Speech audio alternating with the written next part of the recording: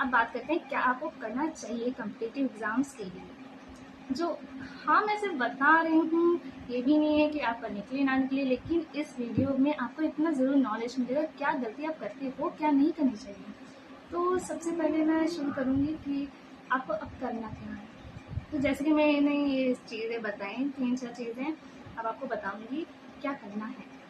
Number 1, choose one competitive exam.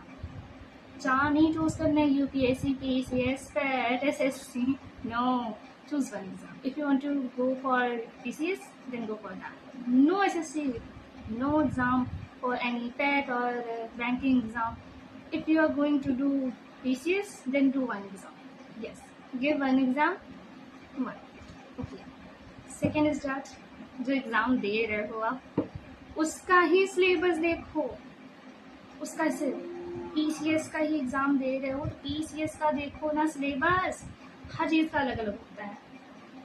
अब मैं SSC की बात करूँ तो एसएससी में थोड़ा कम है। अगर आप एसएससी दे रहे हो, ये दे रहे हो, वो दे रहे हो, सबका अलग अलग होता है, तो इसलिए आप उसका सिलेबस है। हाँ, मैक्सिमम सेम होता है, जैसे जीएस सेम होती है और हिस्ट्री, सिविक्स, इकोनॉमिक्स, ये सब पॉलिटी सेम होता है, लेकिन एक लेवल भी तो होता है कि किस टाइप के एग्ज़ाम में क्वेश्चन आ रहे हैं, एग्ज़ाम भी कैसा है।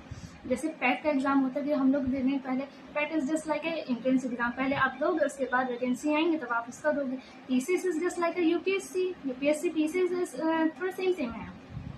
इसमें पहले प्रीलिम्स होगा, फिर मेंस होगा, फिर इतने एग्ज़ाम्स होंगे, प्रीलिम्स में भी 2 होंगे या इतने मेंस में इतने सारे होंगे 8-9, एक बार 2 होगा, फिर इंटरव्यू होगा, तो सबका अलग अलग है। बैंकिंग सेक्टर में मैथ्स ही अलग है पूरी, तो सबका कैसे दे लोगे, इसलिए मोस्ट इम्पॉर्टेंट सिलेबस है।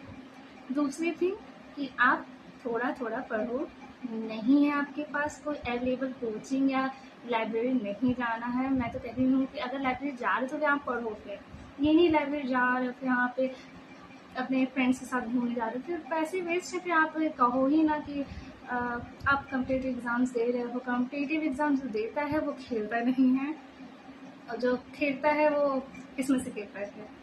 आप अच्छे से पढ़ो। तीसरी थिंग कि आप कंटिन्यूअस ना पढ़ो कि 18, 19, 20, 21, 24 घंटे, 30 घंटे, एक 24 घंटे का एक दिन होता है, आप 30 घंटे पढ़ो ना। आप बहुत ज़्यादा एवरेज लेके जो 8 घंटे, थक भी तो जाओगे आप, आपके और भी तो काम होगा, तो इसलिए ज़्यादा, ठीक। And notes making is must compulsory. फिर नोट्स ही ना बनाते रहना, नोट्स बनाइए, नोट्स मेकिंग करिए, सिंपल नोट्स बनाइए, बुक ज़रूर रखिए। नहीं कि कुछ लोग कहते हैं नोट्स बनाएंगे, बुक नहीं, कोई ज़रूरत नहीं, नोट्स बनाइए, बुक। नोट्स आपके दिमाग में जाएंगे, बुक्स आपको लैंग्वेज समझ में आएगी कि इस टाइप के लिखना है आपको, ये होता है। तो आप कोई भी सेक्टर के हो, कि आप बीए कर रहे हो, बीएससी कर रहे हो या बीटेक कर रहे हो, आपको कॉम्पिटिटिव एग्जाम्स देना है, you can go for that, okay.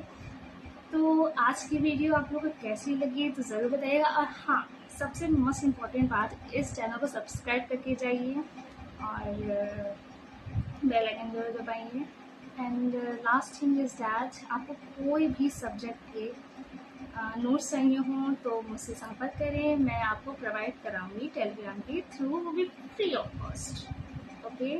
So bye and subscribe to my channel and seeing again that, क्योंकि ये वीडियो स्टूडेंट्स के लिए बहुत ज़रूरी है। मैं आगे भी बताऊंगी कि एलयू का एंट्रेंस कैसे देते हैं या CUET में क्या आता है, आपको कैसे प्रिपरेशन करनी है, किस टाइप से करनी है, आप लोग कमेंट करके बताइए, मैं उस टाइप से वीडियो बनाऊँ, क्योंकि मैं उस चीज़ से झील के आ रही, क्योंकि मेरे पास कोई सपोर्ट नहीं था ना कि ये कोई मुझे बताया। यूट्यूब पे मैं देखी तो मैं तो पागल हो गई थी देख क्योंकि मैं करूँ तो करूँ क्या। तो इसलिए एक चैनल रखिए, अच्छे से रखिए, subscribe to my channel. Bye guys.